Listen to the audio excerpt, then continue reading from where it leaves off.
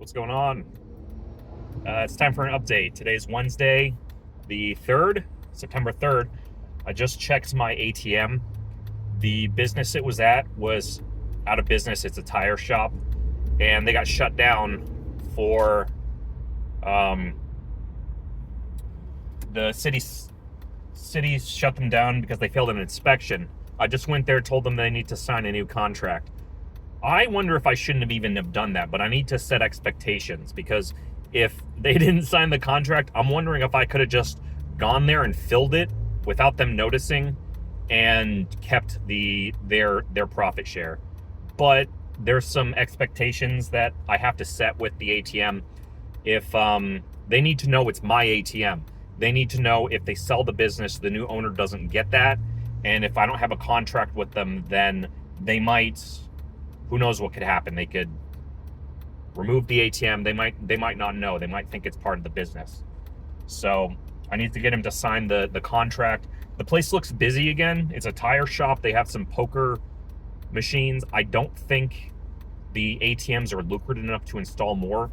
I have 2 other locations that need ATMs, and they just don't make enough money for it to be worth it. You think ATMs make less and less money over the years as time goes on. The benchmark used to be you could get them into high traffic hotels, and there were so many transactions, people were making at least $500. But man, that must have been way before I got in the industry. Now, ATMs, people are happy if they make 300. I'm seeing that most of the independent operators are pulling in closer to $150 per ATM.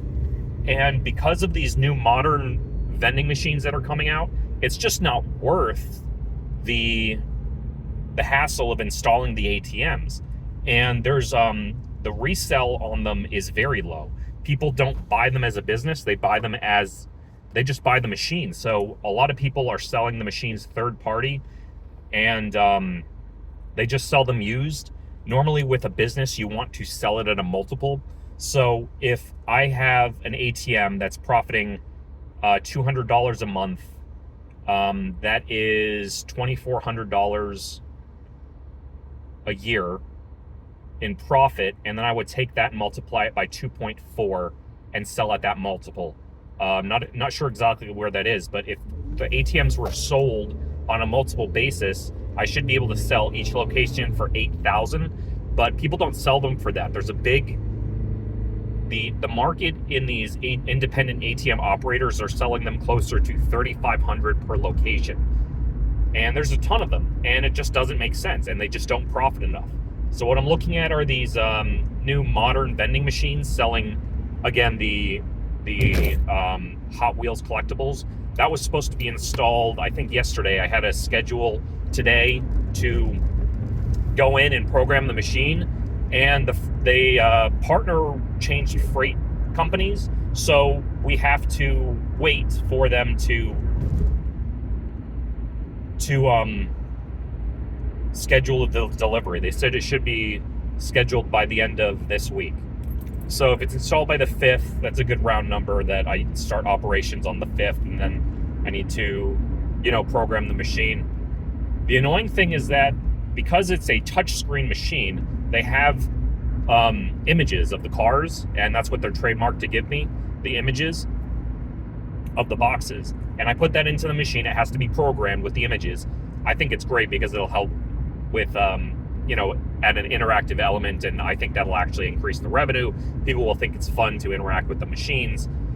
But the problem is that the partner had the wrong images. So I have to go in, and I already opened the box and sorted it, so I have to go in and do it all over again or find the images some other way. And they're not being clear about if I need that before I put the cars in the machine, or what happens if I don't have the pictures. So I don't really feel like doing it, because I have to, right now I'm going to my accountant to see if they did a amendment for my 2020s where there was a discrepancy. I think I mentioned this in my other videos. I'm sorry I'm talking fast. There's just, I'm driving and I'm busy, so I'm trying to make the time to do these videos, and while I'm heading to my accountant. So he needs, I don't even think he filed it, which is just absurd.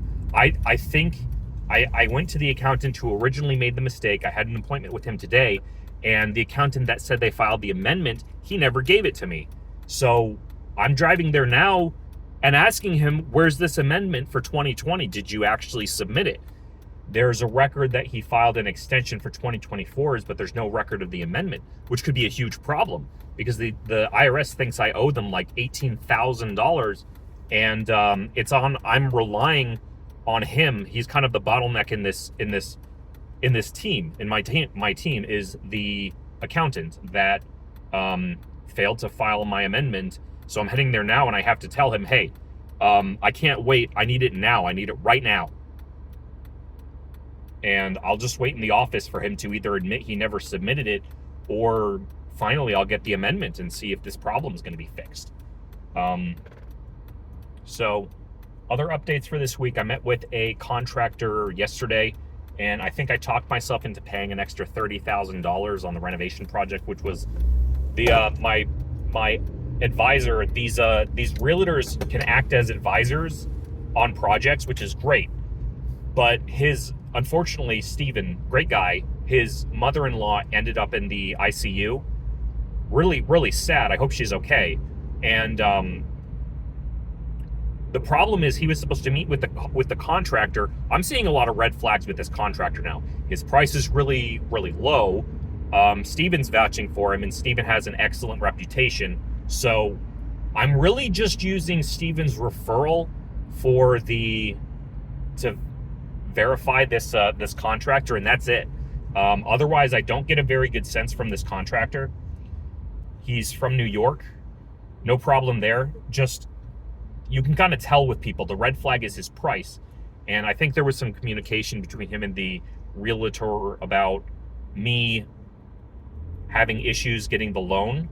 I have a few other places I can get the loan from. My primary lender finds this contractor's price is suspicious. They're too low. So $120,000 to renovate the building, the fire damaged property, and the next lowest bid I'm getting is $212,000. So almost over $90,000 discrepancy difference in the bid, but the highest bid I saw was $550,000. So with a project like this, I'm seeing, and again, I'm young. I was just told by my family to sell the property, but they're senior citizens, and I'm figuring I'm young enough where if I renovate the project, I can kind of look at this like a learning experience. So I'm trying to shop around for contractors. I'll pick up the check tomorrow to pay off the private loan. I should have done that today, but I'm running around doing I don't even know what. Just any amount, getting anything done today is really important. Especially going over to the accountant. So I did meet with another contractor to get a better sense from this guy. He seems like a contractor. He's this, rough kind of working man who seems like a good guy, seems honest. He doesn't seem like he's going to come up with a low price just to get me in. The issue I have with this contractor giving me the low bid, I'm worried he's going to use the low bid as an introduction to get into the project, and then halfway through he's going to say, hey, we ran out of money, I need an extra, if it's $30,000, no big deal. But if he's asking for an extra $90,000 to get it renovated, I would rather just go with my friend Andrew, who quoted me for $212,000.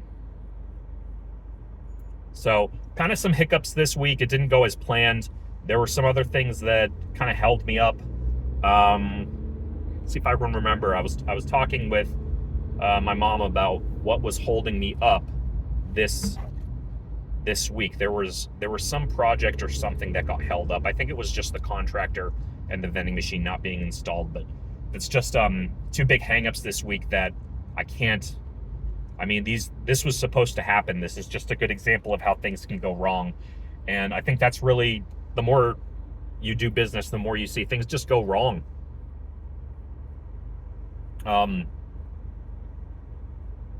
So right now I'm reading Cody Sanchez's book, Millionaire Fastlane, I think it's called.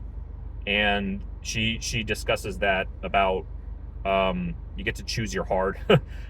You get to choose. Being fat is hard. Being skinny is hard. You get to choose what you want to be. If you're poor, that's hard. There's parts about being poor and not making money that are really hard on people's lives. So making money is just a different kind of hard. So you might as well just go for it. I mean, I don't want to sound like I'm patronizing, so I think I'm just going to end this here. This is just a short weekly update on what's going on. So I'm just trying to get the video out while I'm heading to my accountant, because I'm trying to be consistent with posting these things. I saw I got a single view on one of my videos, so thank you for watching, whoever was out there and clicked on this. So who knows where this channel will go. This is just something I'm doing in the car. I didn't listen to, I recorded another video that I was gonna, it was the day after, and I'm making like an archive of videos. I guess that's what content creators do. They create more videos in the background, and they can use it as filler if they need to post new videos or stitch them together. So I don't really enjoy content creation. I never have. I don't like social media. I'm off of TikTok. That's part of this digital discipline I've been doing. I deleted all of the social media from my devices. I reinstalled Reddit, unfortunately, but it was just to look something up, and I really should delete it again. No TikTok. TikTok is very bad for your attention span. I feel like it ruins people's attention span. It's exploitative. The algorithm exploits your attention span to ruin it. So don't watch TikTok. Longer form video content is better. People's attention spans are getting shorter. Already too long on this video. I guess I had a lot of updates to make. So there's more going on too. I need to get this. Now I need to fill the ATM. Now I need to wait. I had to do some know your customer BOI reporting for the NAICS dashboard, which is technically illegal. The courts decided that the states can't, the federal government can't ask for the beneficial ownership information. So I don't know why I had to fill that out for NAICS. So NAICS, you should probably fix that. There's too much going on. I got more I got to talk about, but I really don't feel like continuing to record this. This video already went on too long, and I'm almost at the accountant. So thanks for watching. Do the YouTube stuff, which I guess is liking and subscribing. So thanks for watching again, if you're watching. And yeah, thank you.